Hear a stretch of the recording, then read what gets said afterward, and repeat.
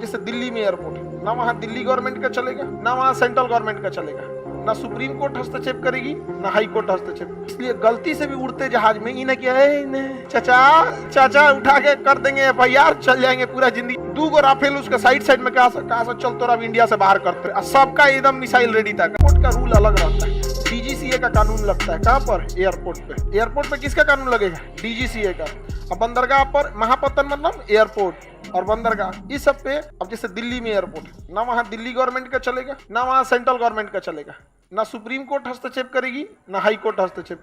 वो पूरा एयरपोर्ट किसके अंडर में रहेगा, डीजीसीए। किसके अंडर में, डीजीसीए के अंडर में रहेगा। अभी कोई जहाज आ रही थी तो उसमें एगो पायलट था, वो घुसा लिया किसी को केबिन में और उसका फोटो मतलब खुश करे के चक्कर में ओके कोनो फ्रेंड रही होगी उसके क्लास वाला की कबू दिखा दिया इसमें कि फोटो खींचे। डीजीसीए का रूल है कि कॉकपिट में कोई नहीं जा सकता। अब वो डीजीसीए पायलट को बुलाया है, आओ बाबू तुम्हारा इलाज होता है यहाँ पे। अब लाइसेंस भी कैंसिल हो सकता है क्योंकि 26/11 का जो हमला, 26/11 नहीं 9/11 हमला अमेरिका में जो हुआ था, वो क्या हुआ था, पैसेंजर थे सब, कॉकपिट खोले सब, घुस गए सब, मारे सब, पायलट को उड़ गए।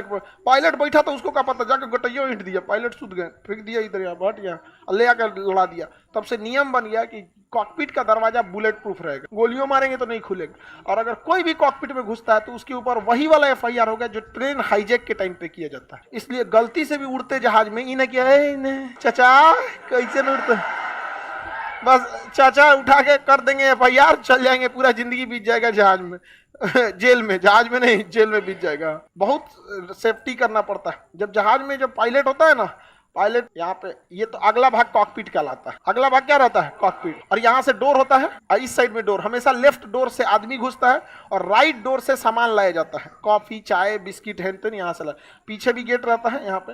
तो वॉशरूम इसी गेट के पास रहता है, पिछला गेट के पास और अगला गेट के पास यहाँ पे। और यहाँ से बंद रहता है कॉकपिट और यहाँ दरवाजा होता है। और ये एरिया जो होता है ना, यहाँ पे एयर होस्टेस रहते हैं, यहाँ पे अपना सामान वामान भरते रहते हैं। कभी एयर होस्टेस को चाय लेके जाना, चाय तो नहीं मतलब खाना वाना अंदर ले जाना होता है ना, तो एक दूसरी एयर होस्टेस यहाँ पे अपना कार्ड जो होता है ना, ठेलवा ठेला, वो मेरे को छोट ठेला रख ले रहती है, उसको कार्ड बोला जाता है, उसी में सब लेके घूमते रहते हैं चाय हो यहाँ पे।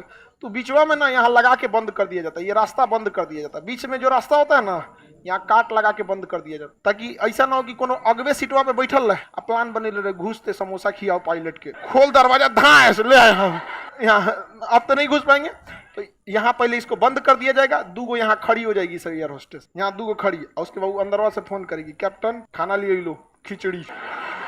तो कैप्टन के पास सीसीटीवी रहता है, देख लेता है पीछे से, उसके बाद दरवाजा खोलेगा। जब अंदर जाएगी ना खाना देने, तो ये नहीं कि दरवाजा खुले रहे, हाँ समोसा ये कुछ चाहिए, नहीं, जाने के बाद बंद रहेगा, फिर उससे ऑर्डर लेना है कि क्या देना है। दोनों को अलग अलग खाना दिया जाता है, पता चला तो कोनो खानवा में मिलल रहेगा तो दोनों सूझ जाएगा, हाँ, समोसा ठीक नहीं था एगो समोसा खाओ तो एगो ब्रेड पकौड़ा खाओ, समझ में आ गया कि नहीं आ गया, नहीं कि दोनों को एक खिलाए दोनों निपट गया तो इतना स्ट्रिक्ट रूल होता है डीजीसीए का, समझिए। मतलब अगर सपोज कीजिए कि पायलट को ले गए समोसा, शेड्यूल में है, और अंदर जाने के बाद उसने कहा कि हमें खाने का मन नहीं, पहले गेट बंद, नहीं तो उसी बीच कोई भी घुस जाएगा, यहाँ दिक्कत हो जाए। इतनी हाई सिक्योरिटी रहती है वहाँ, शॉक प्रूफ बना है, बुलेट प्रूफ, दरवाजा टूटते रह जाएंगे नहीं टूटेगा वहाँ, बुलेट प्रूफ। अब जब जहाज में कैप्टन सेफ है तो पूरा जहाज पीछे कितना टांडो मचाओ, क्या फर्क पड़ता है पीछे टांडो मचाने से कुछ होता है, सारा दिमाग यहीं पे रहता है। एक बार एक पायलट को फैमिली प्रॉब्लम था, उसको टेंशन में, तो उसमें एक पायलट इधर बैठता है, कैप्टन इधर बैठा है। कैप्टन गया वॉशरूम ना, तो इसे सुरा अंदरवा से बंद कर लिया, रूल है बंद करना ही होता है, अब बंद कर लिया, अब खोलवे नहीं। और उसको फैमिली प्रॉब्लम था, टेंशन में था, डिप्रेशन में, और चल रही है जहाज, और जहाज नीचे डाउन हो रही है, अब बेचारा पीट रहा है दरवाजा, खोल चट्टा कहीं का, खोल, या नहीं खोला, लड़ा दिया जहाज को ले जाके लड़ा दिया। यहाँ पे समझना क्या कि नहीं, काहे इतना टेंशन देती है सब्जी लड़की सब किसी को।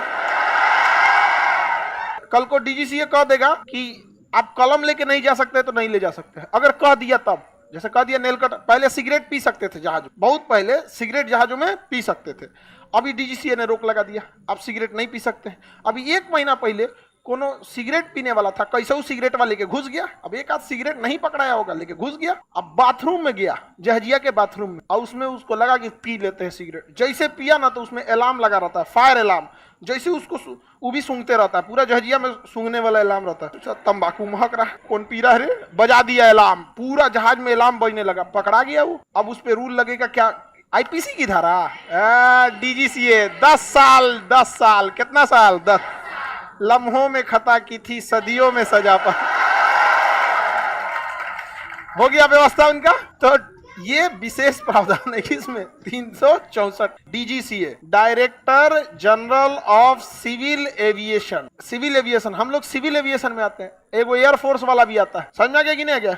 डीजीसीए अपना सारा जानकारी किसे देता है? इंडियन एयरफोर्स को। लेकिन अगर डीजीसीए के पास मान के चलिए 100 को जहाज आज इंडिया में उतरना है ना, तो डीजीसीए एयरफोर्स को बताएगी कि 100 को जहाज उतरना है। पता चला 100 को बोल के 150 उतारेगी तो 50 को कोई निपटा देगा। एयरफोर्स का काम है निपटा देगा, क्या हमारा काम बतैलो। तो डीजीसीए को बताना पड़ता है कि पाकिस्तान का जहाज है पीआईए, इसमें आदमी आ रहे हैं लोग। नहीं तो डीजीसीए के पास भी क्या लगा हुआ है? रडार, उसका अपना है। वो कहेगा हाँ पाकिस्तान एयरलाइन उतर जाओ यहाँ पे, इंदिरा गांधी एयरपोर्ट पे आपका स्वागत है। उसको नहीं बताए रहेंगे ना एयरफोर्स को, तो कहेगा आइए आपका स्वागत करते हैं। एक बार ईरान से एक जहाज जा रहा था, महान एयरलाइन का, चाइना, उसने हल्ला कर दिया कि इसमें क्या है? बम है। तो उसको नीचे उतारना पड़ा। तो इंडिया से कह रहा हमको दिल्ली एयरपोर्ट पे उतार दो, दिल्ली एयरपोर्ट। तो इंडिया के डीजीसीए ने कहा कि रे ससुरा, कोई का सही बम होगा, दिल्ली में उतरेगा तो 4 करोड़ पैसेंजर दिल्ली में हर साल आते हैं। अब भड़का दिया दिल्ली एयरपोर्ट को तो दिक्कत होगा, एक छोट मोटे एयरपोर्ट पे भेजो, या तो चंडीगढ़ भेजो या तो जयपुर भेजो, क्योंकि वहां अगर भड़कबो तड़कबो करेगा तो ज्यादा लोग नहीं जाते हैं। तो कह रहा है महान एयरलाइन वाला ना, या तो हमको दिल्ली उतारो नहीं तो उतरबे नहीं करेंगे। तो डीजीसीए ने कहा अच्छा ये बात है। एयरफोर्स को बोला एयरफोर्स 2 राफेल भेजो। तो 2 राफेल उसके साइड में कहा चल तो अब इंडिया से बाहर करते हैं। उसको इंडिया के बाहर कर दिया सब, ना उसको दाहिने मुड़ने दे रहा है ना बाएं मुड़ने दे रहा है, पिछवा लगी लेता है यहाँ पे। सबका एकदम मिसाइल रेडी था, जहाँ दाएं बाएं किया यहाँ पे उड़ाइए देंगे तुमको हम, यहाँ पे नहीं समझता यहाँ पे आर्टिकल 300 व्यवस्था कर देंगे यहाँ पे। बेचारा महान एयरलाइन वाला कहाँ गया? एकदम चुपचाप चाइना गया था। कहाँ गया? चुपचाप चाइना गया। बाद में पता चला कि अफवाह, उसमें बम नहीं था। तो आप समझ में आ गया डीजीसीए का पावर। ध्यान, दोनों टंगी मत कीजिएगा। एयरपोर्ट पे कोई गलती हो जाए तो प्यार से समझाएंगे सब सीआईएसएफ वाला ना, तो मान जाइएगा। कहिएगा नहीं ऐसा नहीं होता है, ये तो नियम नहीं है। कहेगा आ बेटा तोरा नियम देखे तो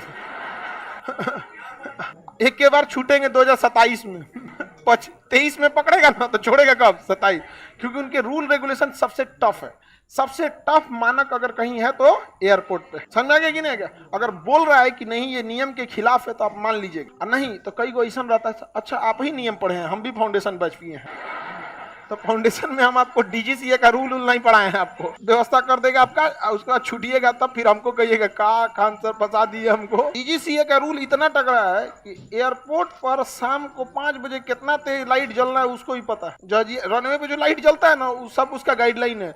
आप देखते होंगे रनवे पे पट्टी बनी रहती है इस टाइप के, ऐसे रनवे रहेगा ना जैसे यहाँ ये सब। डीजीसीए का रूल इतना तगड़ा है कि ये पट्टी की लंबाई कितनी होगी, चौड़ाई कितनी होगी, ये भी वो फिक्स बताया। ये नहीं कि कोनो गांव का पेंटर लिया है जहाज उतर तो पेंट मार दिया, मार दे चल जाए वहां पे, उसका फिक्स है रूल। इतना एक पट्टी से दूसरे पट्टी के बीच में कितना गैप होगा ये फिक्स है। रनवे सेंटर लाइन जो होता है जो से वो बनाया जाता है, इसका भी वो फिक्स लगा के रखा है कि ये पट्टी की लंबाई कितनी होगी, चौड़ाई कितनी होगी, एक पट्टी से दूसरे पट्टी के बीच में दूरी कितनी होगी। इतना सब टफ रूल लगा है। जहां नौटंकी करेंगे कौन पकड़ेगा? पटना एयरपोर्ट के रनवे में ना चिप्पी साट दिया है, उसका रनवे गढ़ा हो गया था तो रोलर ले लाके चिप्पी साट दिया। यहाँ से जाने के टाइम अभी हम 10 दिन पहले गए थे तो जहाज जर्किंग मार रहा था, तो उड़ने के टाइम नहीं पता चला, लेकिन हम भापे थे कि ससुरा उतरने के रनवे ऊपर नीचे था नहीं, सड़किया पे तन सा हो जाता है तो बाद में तन सा साट देता है सर। पटना एयरपोर्ट पे साटा है सब 1 महीना पहले।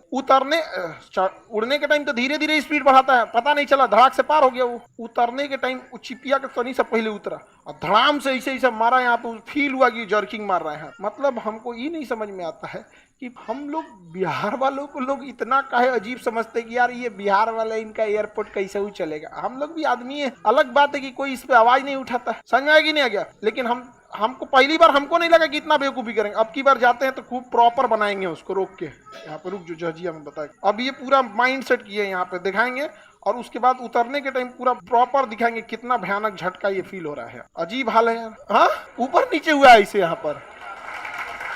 अब कोई उतना ध्यान नहीं देता है तो ध्यान नहीं देता है तो क्या बाकी लोग नहीं, हम लोग का एकदम पूरा यही है यहाँ पे 364।